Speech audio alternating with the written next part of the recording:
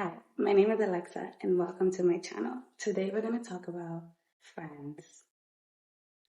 This is still a topic that I still struggle with, and I remember this one piece of advice that my mom gave me when I was a teenager, and she told me, all of these friends that you are obsessed with right now, she's like, I know they feel like your whole entire world, but the truth is that when you become a mom and you become a wife, majority of all these friends will be gone because they will have their own families and their own husbands and their own lives that they haven't even started yet.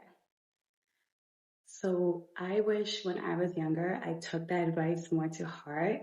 But because we are so young and full of hormones and yeah, all we care about is having fun, and if you're lucky, you had friends to have fun with, it's hard to believe that they're not going to be around. But the truth is, and none of my high school friends and I see each other every day anymore. And that's 10 years later.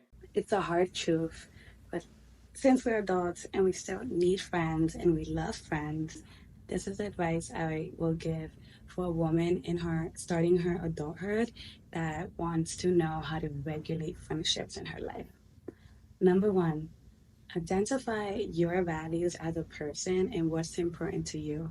If it's religion, if it's work, if it's living a healthy life, if it's music, if it's creativity, know who you are as a person and what are your morals and your values, and start once you have that clear. And it doesn't have to be set and clear because you're still young and that's going to keep evolving. Then choose which people in your life who want to be your friend and it's a mutual feeling. Also embody those values that you identified. That will make the friendship more balanced and flow easier if you have those common values as a foundation of your friendship. A strong foundation creates for a sturdier home. Number two, do you want the best for this person and does this person want the best for you? Are they constantly lifting you up or lifting you down?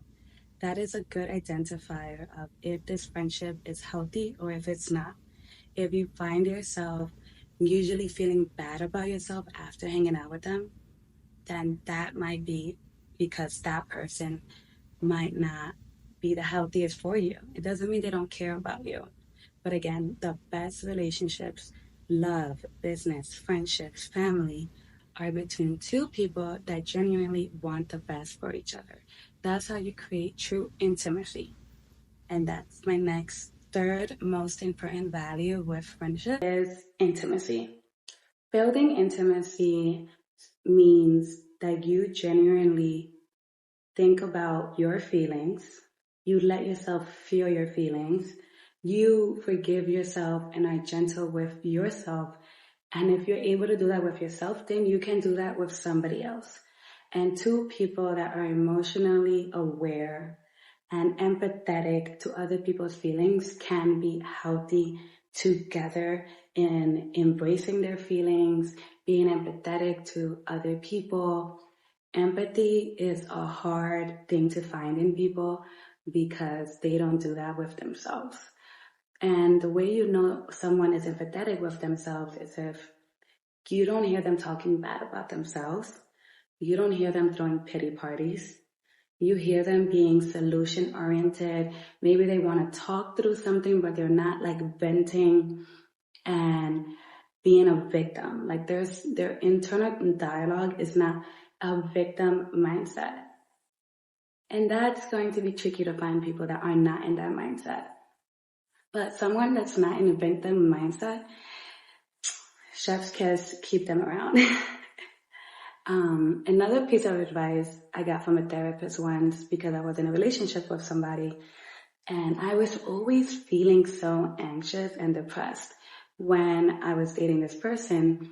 And the therapist helped me realize that they are not emotionally available with themselves. They don't regulate their feelings. They don't even feel their feelings. So how can I possibly expect them to do that with me if they don't do that with themselves? That was a hard pill to follow. So I started reading about emotional availability, attachment issues, and empathy. And the game will change. Your standards will become so much higher for who you allow to give your emotional self to. You'll start meeting people where they are at.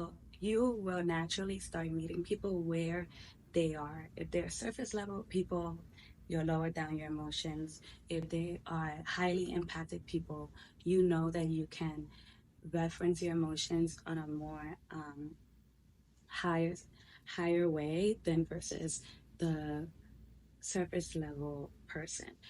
Both of these people are lovable. Both of these people are good people. They are just emotionally different. And that goes back to like how they grew up, and that's not your business. You're not their therapist. You are your own therapist. And that's some like three things I would take into account when it comes to friendships in your life. It's a complicated subject, and this is just the beginning. We will be diving deeper into this as I create more videos, but I wanted to leave you with this small nugget as we go into spring, because what's more fun than having fun with friends in the spring and summer? Please hit that subscribe button if you want to hear more hair and life advice content.